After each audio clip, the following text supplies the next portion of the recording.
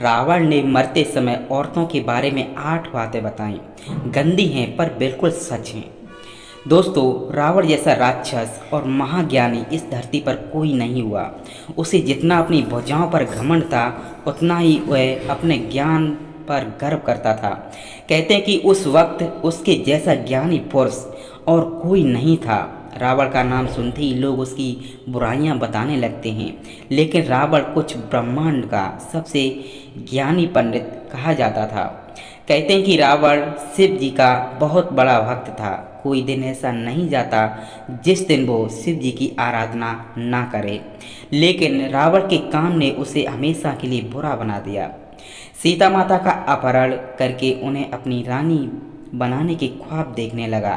देखने वाला रावण और उसने जो सीता का अपहरण किया है, वह अयोध्या के राजा दशरथ के पुत्र वधु की पत्नी है, जिसका खामियाजा उसे अपने प्राण देकर चुकाना पड़ेगा।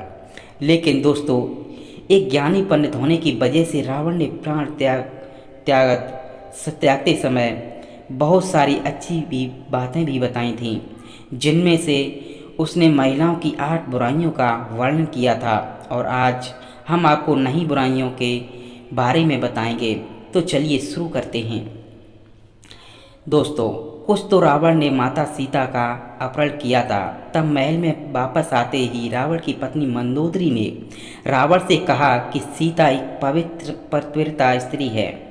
आपको इस तरह किसी दूसरे की पत्नी को अपहरण करके नहीं लाना चाहिए था। जिस पर रावण ने एक दुआ कहा था, नारी स्वभाव सत्य सब काही और अवगुण 8 सदा और राही।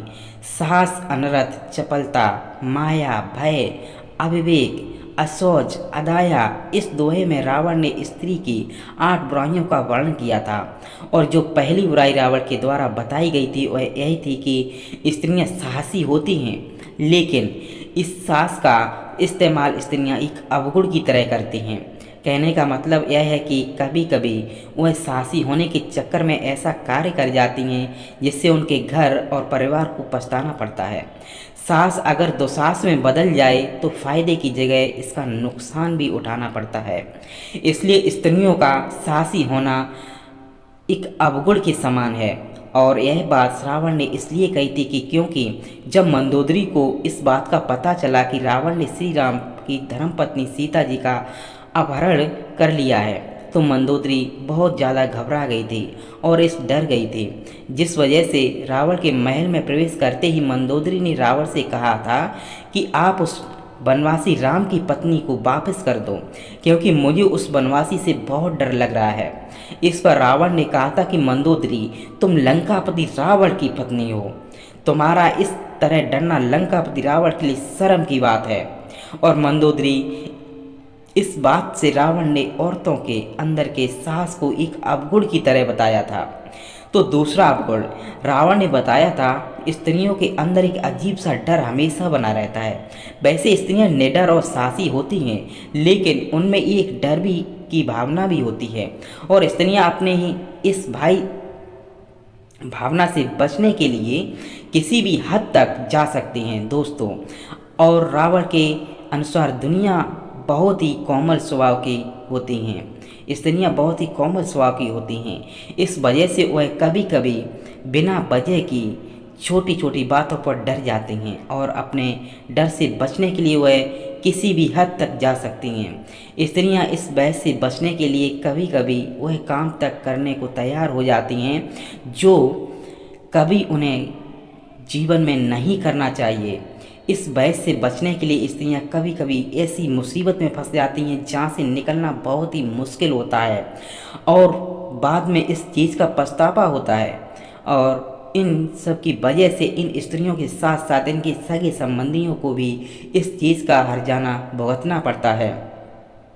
दोस्तों, तीसरा अवगुण रावण ने बताया था कि स्त्रियां झूठ बहुत बोलती हैं। रावण के मुताबिक स्त्रियां झूठ बोलती बिना बिल्कुल भी नहीं रह पाती। यहाँ तक कि एक झूठ को छुपाने के लिए 100 झूठ भी बोलने पड़े तो भी स्त्रियां तैयार रहती हैं। इस बात में उन्हें कोई संकोच नहीं होता है कि वह किसके सामने और किस तरह का झूठ बोल रही हैं।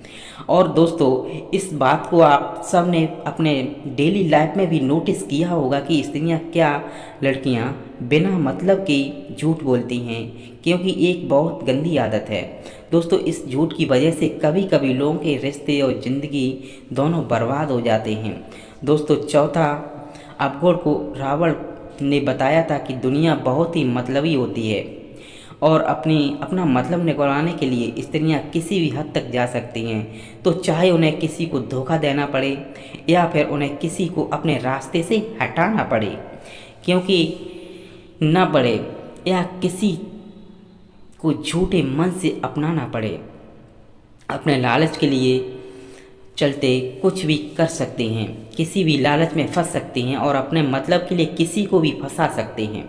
रावण के मुताबिक जब स्त्रियों के बात करने में एकदम से परिवर्तन आ जाए तो उनसे खासकर सतर्क रहना चाहिए, क्योंकि स्त्रियों के स्वभाव में एकदम से परिवर्तन इस बात का सबूत है कि वह आपसे कोई काम निकलवाना चाहती हैं।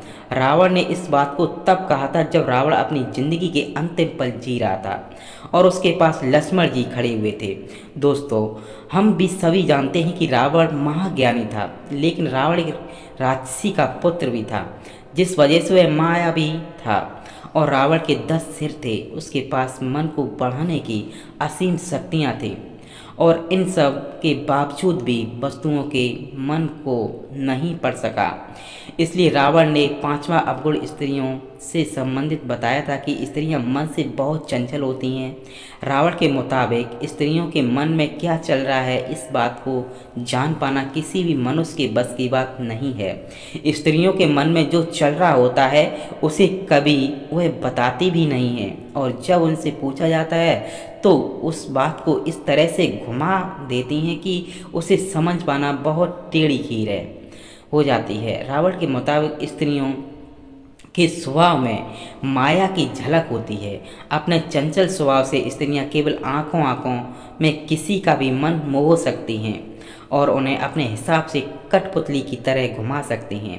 रावण ने इस बात का वर्णन अपने शास्त्रों में भी किया है और इस बात को भी बखूबी बताया कि स्त्रियों के सारे अवगुणों में सबसे खराब अवगुण यही है, और स्त्री की चंचल स्वभाव से हर मनुष्य को बचना चाहिए, क्योंकि चंचलता के चक्कर में कई महाबली महापुरुषों की ने अपनी जिंदगी झोंक दी, लेकिन स्त्रियों की ये आदत नहीं जाती। इसलिए स्त्रियां कि इस चंचलता से जितना हो सके दूर रहना चाहिए। दोस्तों, छठा अवगुण रावण ने बताया था कि स्त्रियों के पेट में कोई भी बात नहीं पचती है। अगर आप पुरुष हैं तो इस बात को आप बखूबी समझते होंगे, और स्त्रियां इस बात को अच्छे से जानती होंगी कि वह किसी भी बात को अपने पेट में नहीं पचा सकते। रावण की बात अपने प्राण त्यागने से पहले बताई थी कि स्त्रियां कभी भी किसी की बात को अपने तक ही सीमित नहीं रख सकती हैं, चाहे आप उस स्त्री के कितने भी अच्छे सगे संबंधी या फिर रिश्तेदार क्यों ना हो। वह आपका भांडा कभी ना कभी फोड़ ही देंगे और आपकी गुप्त राज को आग की तरह तेजी से फैला देंगे। इसलिए स्त्रियों को कभी भी राज की बात नहीं बतानी चाहिए। लेकिन इतना सब जानने के बाद अगर आप ऐसा करते हैं तो मान लीजिए कि आप अपने आप को मुसीबत में डाल रहे हैं। कभी ना कभी आपका राज खुल ही जाएगा और फिर आपका काम तमाम हो जाएगा। दोस्तों, 7वां अवगुण है रावण के द्वारा बताया गया था कि स्त्रियां अविवेकशील होती हैं, मतलब कि स्त्रियों में बुद्धि नहीं होती। वे किसी भी चीज़ को अपना दिमाग लगाकर नहीं सोचती हैं, बल्कि किसी भी सुनी सुनाई बात को मान लेती हैं। ऐसा रावण ने इसलिए कहा था क्योंकि रावण की पत्नी मंदोदरी ने रावण की कोई भी बात कभी नहीं मानी और रावण की हर बात के खिलाफ थी, और यही कारण है कि स्त्रियां किसी भी स्त्री या पुरुष के बहकावे में बहुत आसानी से आ जाती हैं और बिना कुछ सुने या देखे किसी भी चीज़ पर विश्वास कर लेती हैं और फिर कुछ ऐसा काम कर डालती हैं जिसकी वजह से परेशानी में आ जाती हैं, और साथ साथ उनके परिवार वाले भी दिक्कत और परेशानी में आ जाते हैं। इन सब के चलते हैं वह अपने घर का विनाश कर लेती हैं और फिर बाद में उस चीज़ का पछतावा करती हैं। रावण का क्या नाम यह था कि इसी अवगुण की वजह से स्त्रियां किसी भी फैसले को लेने में बहुत असहज महसूस करती हैं। इसलिए रावण ने कहा था कि स्त्रियां यह विवेकशील नहीं होती हैं। दोस्तों, बात करते हैं स्त्रियों के 8वें और आखिरी अवगुण की। रावण के मुताबिक स्त्रियों में असौज जैसे गुण होते हैं या अशुभ होते हैं। दोस्तों, स्त्रियां कितनी भी अपने आप को सोने चांदी हीरे के आभूषणों से सजा लें, लेकिन इन सब के बावजूद स्त्रियां अशुद्ध होती हैं। रावण के मुताबिक महिलाएं साफ सफाई का काफ़ी ध्यान रखती हैं, जिसकी वजह से रावण ने बात कही थी। दोस्तों, वैसे तो स्त्रियों में कई अच्छाइयाँ भी होती हैं, लेकिन यह कुछ अवगुण 8 अवगुण हैं जिनके बारे में रावण ने बताया, और इन्हें सुनकर आप बखूबी जान सकते हैं कि स्त्रियों के अंदर क्या क्या अवगुण होते हैं और क्या नहीं। दोस्तों, रावण ने जितने भी अवगुणों के बारे में बताया है, उसके हिसाब से आज के समय में वह कितना सही है, हमें कमेंट करके ज़रूर बताएं। वीडियो पसंद आया हो तो वीडियो को लाइक करें, चैनल को सब्सक्राइब करें और वीडियो को अपने दोस्तों के साथ ज़रूर शेयर करें। धन्यवाद। अपना ख्याल रखें। जय माता दी।